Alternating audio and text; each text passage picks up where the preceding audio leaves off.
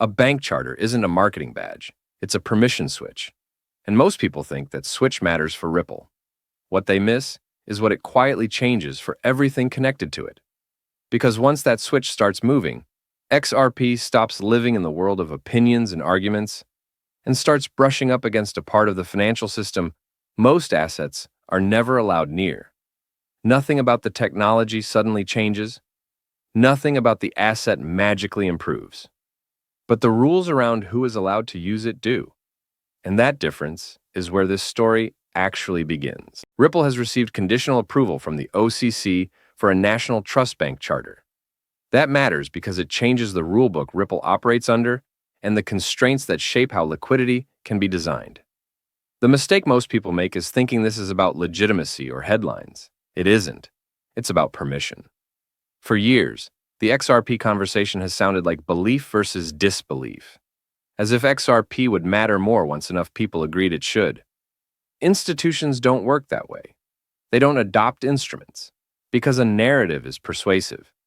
They adopt them when those instruments fit inside a controlled perimeter, where risk, timing, and capital can be optimized without breaking policy. So the real question isn't whether XRP works.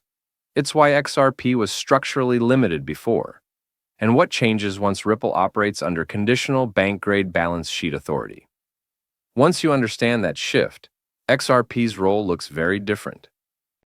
Everything here is for educational and entertainment purposes only, not financial advice. Always do your own research before making any investment decisions. If clear, no hype crypto education helps you make sense of all this. Hit like and subscribe. It tells YouTube this series is worth showing to other newcomers, and it helps me keep building it for you. Here's the disconnect most conversations miss. XRP was never blocked by technology. It was constrained by internal rules, Treasury rules, risk rules, balance sheet rules. Inside a regulated institution, the hardest problems aren't speed or throughput. They're timing and control. Where liquidity sits, when it moves, how long exposure exists, and whether those movements can happen without creating unmanaged risk. If an asset can't be governed cleanly inside those systems, it doesn't matter how elegant the technology is. It gets boxed out. Not because anyone dislikes it, but because policy doesn't allow it to be used the way it was designed. That's the backdrop for everything that follows. XRP's limitation was structural, not philosophical. To see why permission matters, you have to understand pre-funding from an institutional point of view. Pre-funding isn't just inefficient, it's a tax on the balance sheet. When institutions move value across borders or systems, they often solve timing uncertainty by parking liquidity ahead of time. Buffers everywhere. Nostro-style balances. Idle capital waiting for a future event.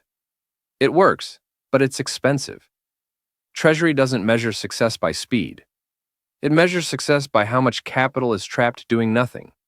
Every pre-funded buffer is capacity that can't be deployed elsewhere. So the real institutional problem isn't, can we move money quickly? It's, can we reduce trapped capital without increasing uncontrolled exposure? That's the environment where timing instruments become valuable. Bank-grade permission changes how that problem can be approached. Liquidity stops being an ad hoc workaround and becomes a governed resource. Who can move it, when it can move, and under what conditions becomes explicit. Governance is what allows timing to be engineered instead of feared. Counterparties also start seeing activity through a familiar supervisory lens. Not because crypto suddenly becomes acceptable, but because the perimeter becomes legible. Risk frameworks can be applied without improvisation. Most importantly, optimization becomes possible inside the system instead of around it. Before permission, you can build clever integrations, but key functions remain outside the perimeter. After permission, the loop itself can be redesigned. This is where Ripple's broader stack starts to behave like a system rather than a collection of products. This is where XRP's role sharpens. XRP is most useful when it isn't treated as inventory.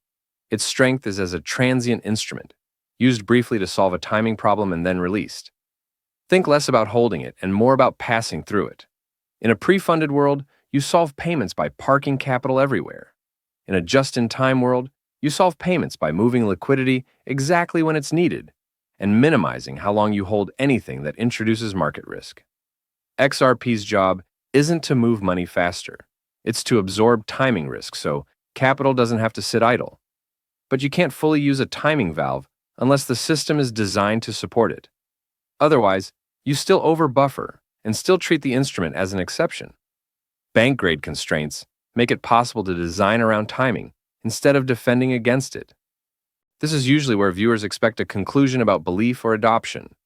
But institutions don't optimize for conviction. They optimize for capital efficiency. Capital efficiency is about reducing idle balances, shortening exposure windows, and making liquidity predictable. It's about designing systems where timing risk is controlled rather than avoided through excess buffers. Once Ripple can operate inside a bank-grade perimeter, XRP can be positioned as a tool that reduces the cost of timing. Not fees. Timing. The need to park money early or hold excess balances just in case. Framed this way, many noisy debates stop mattering. Institutions don't need to believe in XRP. They need to be allowed to use it transiently, under control, and without policy friction. So why was XRP limited before?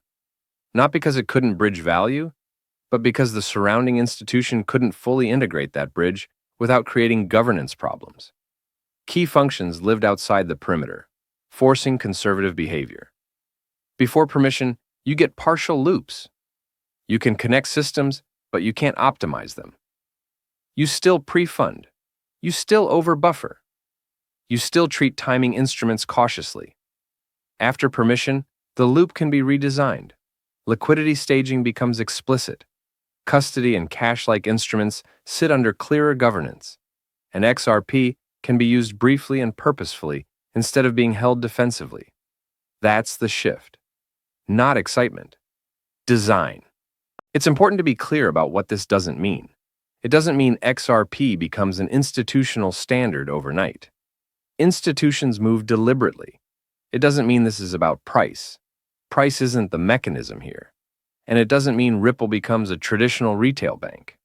The significance is the ability to operate under bank-grade constraints that make certain liquidity behaviors possible. The older debates weren't fake. They were incomplete. They focused on the asset and ignored the permission layer that determines how assets are actually used. When you zoom out, the contrast is clear. Most crypto narratives live on the surface. The institutional story lives underneath, in permissions, governance, and capital design. That's why XRP can matter more once a bank-grade perimeter comes into view. Not because people suddenly agree, but because the system can finally be engineered in a way that makes XRP usable as a timing and risk tool instead of an ideological argument. And in a later episode, we'll look at what happens when regulated stablecoins and bank money begin operating under the same institutional rules and how that reshapes settlement architecture. For now, the takeaway is simple. XRP wasn't waiting for hype.